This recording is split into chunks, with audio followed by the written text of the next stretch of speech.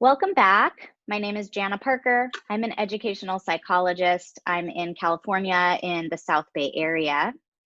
I am here today with Caitlin Hoffman, who is a good friend of mine, a close colleague, and I can't say enough good things about this woman. Before I get started introducing her, I just want to let all of you viewers and listeners know that these videos that are intended to be a support for families are available on my website at jplep.com/resources, and the podcasts are available at jplep.com/podcast. So if you would rather listen than watch, you know where to find them. If you want to just watch straight on YouTube, you are welcome to do that, and please subscribe to my channel. And if you want to find the podcast on your favorite podcast player, search Edu Switchboard. So it's EDU Switchboard. And that's my podcast, which are basically these videos just made into an audio form. So I'm really happy to introduce everybody to Caitlin today. And Caitlin owns what you can see behind her, Academic Coaching Works. It's a clinic in Campbell, California. And I want to just kind of I want to actually read her bio that's on her website. And I first want to give a plug to her website, because if you ever, when you come across just one of those websites where you're like, what is this place? And then you just get it all. I mean, that's what it is. It is so explicit. It is so awesome. And so I'm just going to read your bio, Caitlin, if that's okay, to introduce you, because I think it's important. Yeah. Okay. So Caitlin has extensive experience working with parents, teenagers, and schools as a Silicon Valley educator, as an academic coach, an academic intervention specialist, and a screen addiction specialist. She was raised in both the United States and France, so she is bilingual in French and English. And she also holds a master's degree in education administration and supervision from San Jose State University. She has over 20 years of teaching experience in public schools, which I think is very important. And she's the founder of All Minds Matter, Academic Coaching Works, and Bicoastal Retreats. The coaching center, Academic Coaching Works, is located in downtown Campbell, California, and it's for parents and teens from Silicon Valley, both public and private schools. Caitlin is an advocate for adolescents, and she helps parents navigate the complexities of the education system. I do the same thing in my practice. She just does it at a much grander scale in her company. She specializes in collaborating with students who are gifted and talented, who have ADHD or ADD, who have depression, anxiety, or just any other kinds of learning challenges. And through the academic coaching, she helps to create new pathways for teens and parents. So Thank Caitlin, you. Yeah, absolutely. Thanks so much for joining me today. And just if you could please give our audience a description of Academic Coaching Works and the kinds of services that you provide for families and teens. Okay, I think it's really important right now that I tell families and professionals what's happening right now with the pandemic. Oh yeah, let's start there. Yeah, it's a very different kind of center now. It has, instead of 4 days a week, it has a 6-day-a-week operation. And if you think about a menu at a restaurant, there's pretty much now some choices. And so far, since the school year launched in August, these choices are working really well. And so the number one choice is that the center in Campbell is open at 7:45 a.m. until 4 p.m. And obviously, under COVID-19, we are following a lot of precautions, and that means there are not very many students allowed at the center because we've had to reduce the number of people here. However, what's great about it is some students come to the center in the morning, and some come at 7:45, some come at 9, some come at noon, but essentially they're doing their school day here.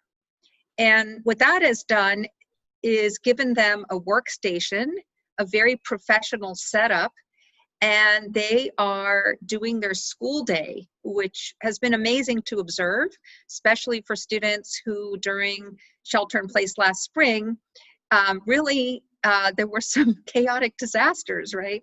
And so this has really grounded these teenagers, and they are thoroughly enjoying having their little, they call it, one kid says, it's my office. I'm going to work to my office. And so that's one thing that's happening. And for some students in certain districts, they go to school online Monday, Tuesday, Thursday, Friday, and then Wednesday is sort of their work day. And that's really great because the kids come in and instead of being on screens all day, they get to take some projects and essays and things like that, and they get kind of a work day. I think that model is pretty fantastic.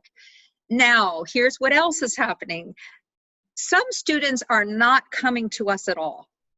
And because their home office is so beautifully set up at home, they're able to do their distance learning in their house very effectively. And what they need is the academic coach and instructors for content area to work with them a certain number of days. And for some of them who are at home, they're on with a coach 5 days a week, some 3 days. It really is customized for each student. And that's kind of the most important thing that I could say is that prior to the pandemic, I was Monday through Thursday, 3 p.m. to 9 p.m. And it was a very different model because the kids were in school all day and they went to sports and swimming and performing arts. So they had a very busy schedule and they were out and about. Now that's quite different. And the other thing that's happening is that I'm starting to work on Saturdays.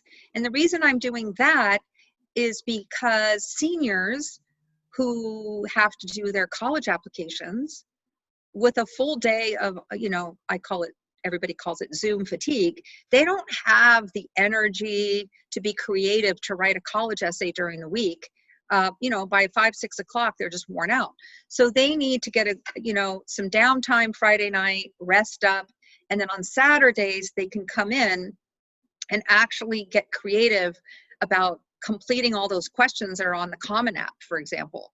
Or some kids, they have something to do that they didn't have the energy and attention to do during the week.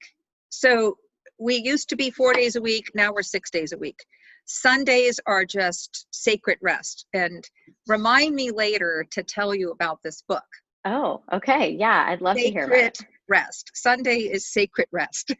Okay, we will definitely and that's talk kind about of that. Yeah. And so a lot of, I have a college student who actually, and he's up in Sonoma right now, and he has an academic coach. And we don't see him, but we see him on Zoom. And the last thing I want to make really clear is some students and parents really love this one thing we make for them. And our staff, as they have become professionals at Canvas.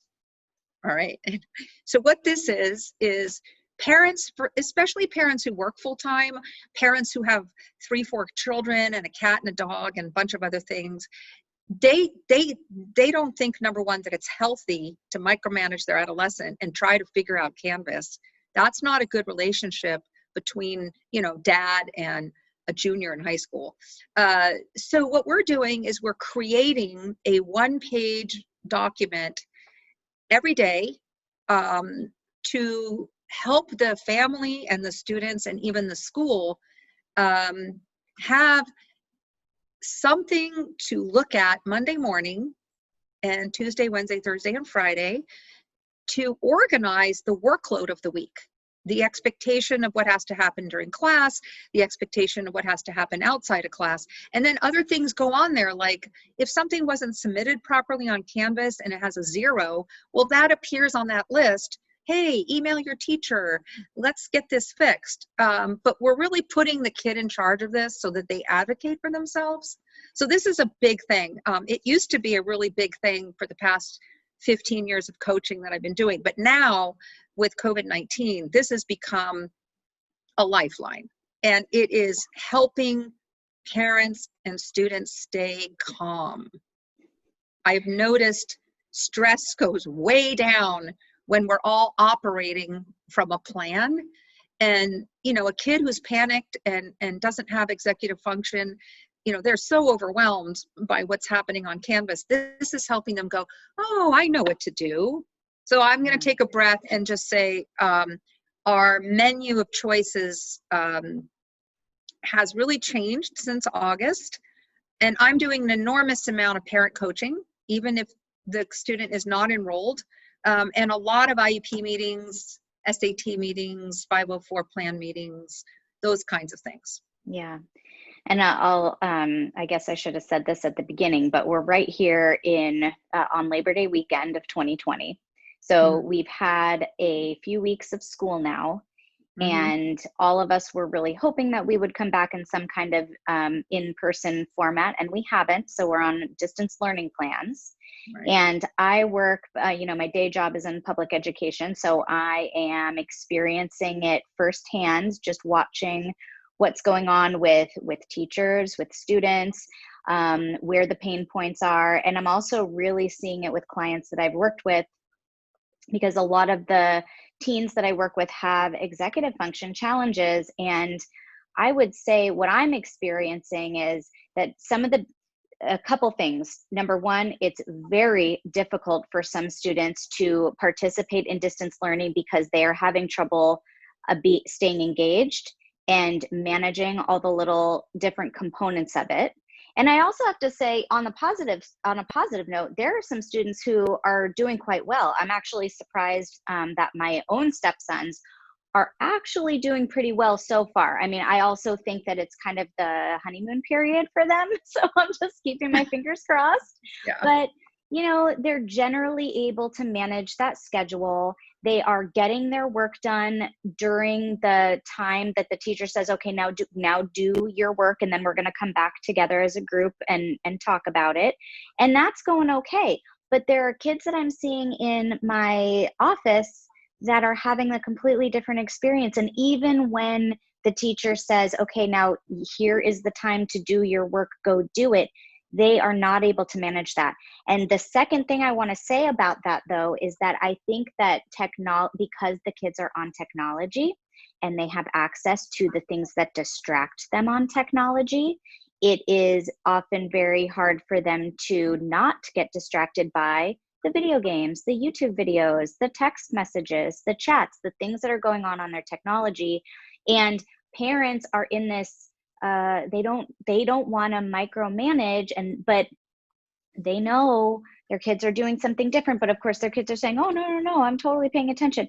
But I really think that that's becoming an issue. And so the number one call I'm getting for families that I work with is, how do I get my student working with some kind of coach or in some kind of pod or in some kind of system where they can not be just doing school by themselves alone, because it is not working for them. So are you seeing the same kind of thing? I assume that's why the students are coming to you.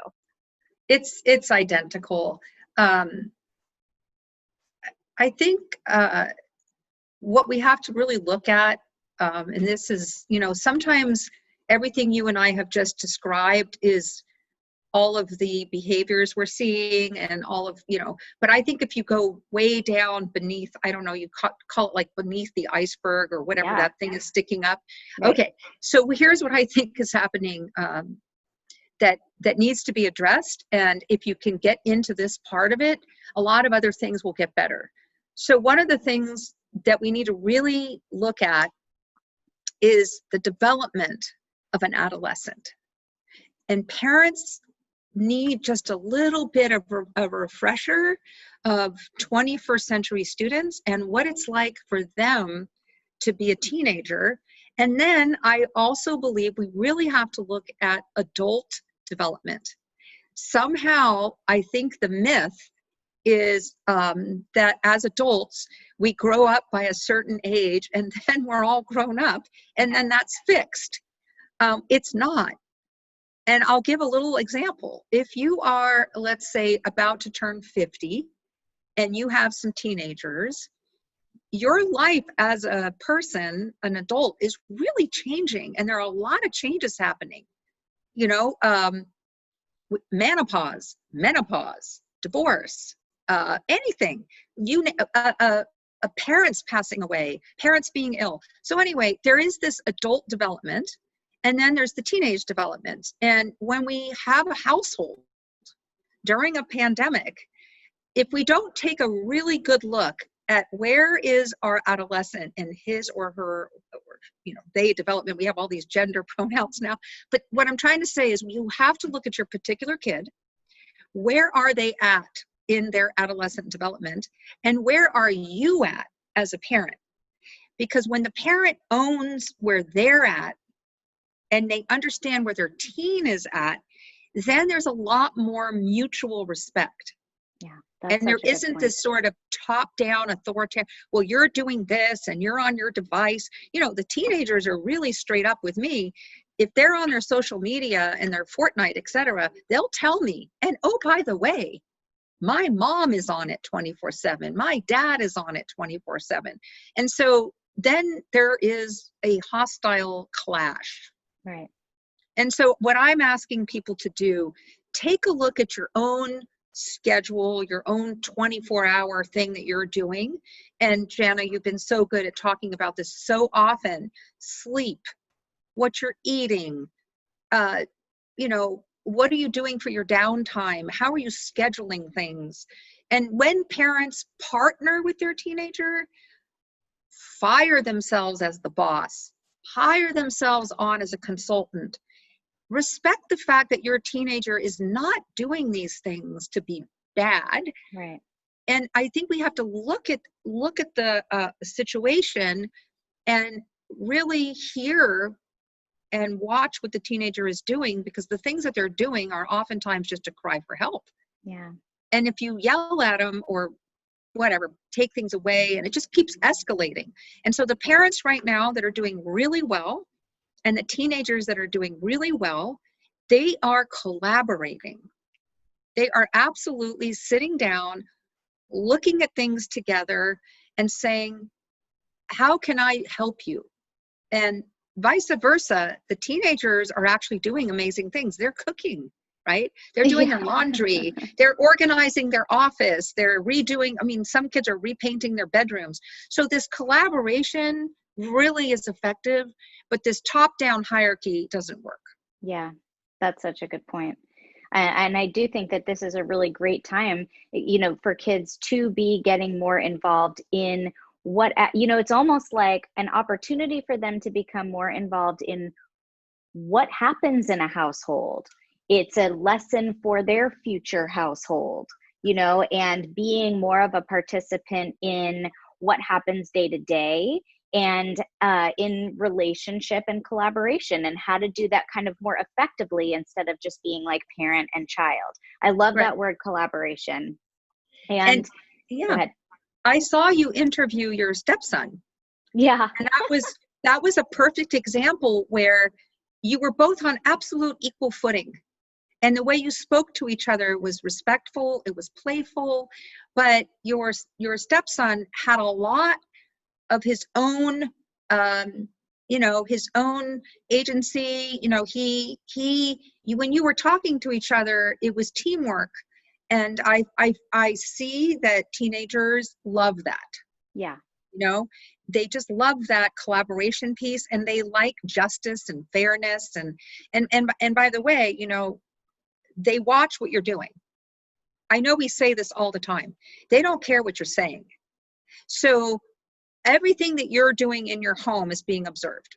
Right. And if these things don't line up, like what you say and what you do, well, the teenager is just going to call you out. Yeah. They are watching what you do, and that's what they're paying attention to. Mm-hmm. And if it doesn't jive, there's a huge disconnect if that does not jive. And so I know, for instance, Jana, that you do work out, right? You have physical exercise going on. Yeah. You pay attention to what you're eating. You have your, 2 dogs in the house that are helping the wellness of the household. You have it set up where it's all being modeled. And if it's being modeled, that is your amazing space. And I see families doing these incredible things together to make this whole thing work out. And then you can add all the academics. Right. You know, Right. all the academics can go on top of a good foundation. And if the foundation needs some rearranging, that's what you need to pay attention to, because all the academics get really, really good. And, you know, when you start working with the school effectively, of course. But I see families right now doing these incredible things, and that is creating a good academic environment. Yeah, that I am so on board with what you're talking about, and that is totally my philosophy. So thank you for saying it for me. But yeah, I mean, that's why I call myself on LinkedIn a wellness coach for education. It's because it is really, you really have to look at all of those components of what's going on in your household in order to have that foundation and be modeling that behavior for your kids. And I think, you know, yes, the nutrition, the sleep, the exercise, the, you know, calming down at night, the getting off of screens before it's time to wind down for bed, you know, all of those facets really play into just the overall health and wellness of everybody in the family, and everything else kind of comes on top of that. And you will Right. be more respected as a parent if you are modeling that behavior Right. yourself. And I would just add one more thing. There has to be a sense of humor. There has to be moments in the day where you just crack up, and, you know, the levity of it, lighten it up, because everything's so heavy. Yeah. And so what I find myself doing is looking for moments just to think, okay, this is incredibly funny.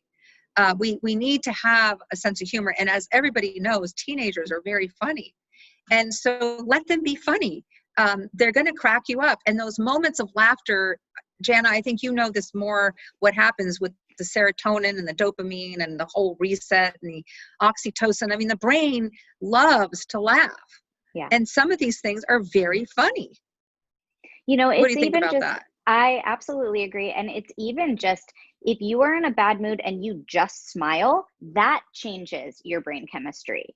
That changes the whole situation. So if you can, you know, just try to practice that, you know, you're in a fight or you're mad or you're yelling, if you just smile, I mean, that's going to make the other person crack up. If you just do Yeah. a smile, and then it'll Yeah. make you laugh too. It changes the whole Yeah. thing. I completely Yeah. agree. And my cousin, who you saw last year on some of our Zoom calls, she said something funny. She's an educator. She has 5 children and, you know, a bunch of pets in the house. Anyway, she said something really funny.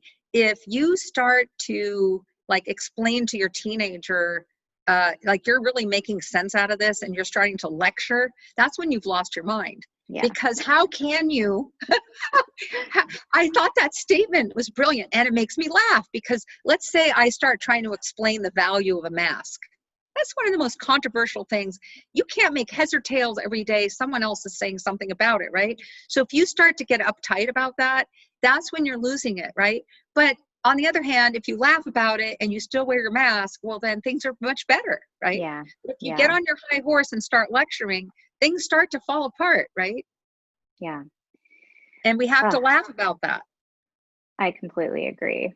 We're getting a little close to our time frame, and Yeah. I do want to hold up your book again and just give that a little Okay. plug. And you know what I'm going to start doing too with all my free time is, as I'm reading these books, I'm gonna get on and talk about them like I did with the first book review that I did. But I do want to start talking about these books because I think it's helpful for families, even if they just get a little tidbits watching this video. You know, so tell us a little about this book. I'm just going to give you a quick thing. So it's written by a physician. Say the name of it again in case people are It's called listening. Sacred Rest. Sacred Rest. It's by a doctor, and it says, recover your life, renew your energy, and restore your sanity. Oh, I The like reason it. the reason I love this book is I had never thought about all the different kinds of rest. I just thought rest, well, you know, get a good night's sleep. Well, as it turns out, actually, we all do amazing things to rest. And if you don't do the rest, you're not restored. So when someone says, oh, I just watched this series on Netflix, believe me, that is not restorative, right? But if you sit with your family and watch an old funny movie and you're all laughing, you are restored because the outcome is you feel better from that experience. So Mm-hmm. when you look at this book, I was amazed, like walking around and watering your plants and admiring a flower is actually restorative and it's restful. So anyway, the book is really interesting. I had never thought about rest as all the things we do to recover. Just having a glass of water and enjoying the cool water is actually restorative and a form of rest. You're hydrating, you're enjoying the water. So I just want to make a plug for this book because right now, this was written prior to the pandemic, but of course, a lot of these books that we're seeing right now are actually really relevant. And this one has really helped me take a look at myself and how I rest, how I restore, how I renew, so that when I'm in front of a teenager, I'm not depleted, right? Yeah. And that is such a great space to be in. Absolutely. And you just made me think of something that I've been thinking about a lot recently, and I haven't mentioned it on one of these talks yet, but I've been thinking about how I do my best thinking in the morning and if I go on a walk and in the shower. It's very strange, Yeah, but like I know that I do my best thinking there. And I think about how much we consume our brains with external stimuli. So when we walk, we listen to a podcast or we listen to music, and we get inside and we watch TV or scroll. Any free moment, we're scrolling through a Facebook feed or Instagram. And when I take the time in the morning to just think without playing something in the background or in front of me, that's the time that my brain starts to make little new connections, right. and I feel rejuvenated and I get inspired and I feel creative. And sometimes I even grab a pen and paper and write it down, or I grab something and record myself into it. Because so my point is, if we need to give ourselves a little bit of space in this very busy, trying time, Right, especially just to get off of the Zoom, get off of right. the screen. And we need to model that for our kids too. One of the main things I tell the students that I coach is, if you are constantly feeding your brain with stuff, if you're watching kids play video games, if you're watching people play video games on YouTube, you are not thinking about anything meaningful, right? You are not allowing your own creativity or your imagination, your just thinking in general, your problem solving to flourish or to grow. And so one of the things I've been working on in myself and noticing, and then working on with the students that I work with, is really trying to allow some time for that. And it's a good message for parents just in general, and Right. good to do themselves and good to model for their kids. And what you're addressing is that we are overstimulated. Yeah. And that overstimulation is causing a huge amount of stress. Right. And then some people are trying to get unstressed by more stimulation, which doesn't work. Right. So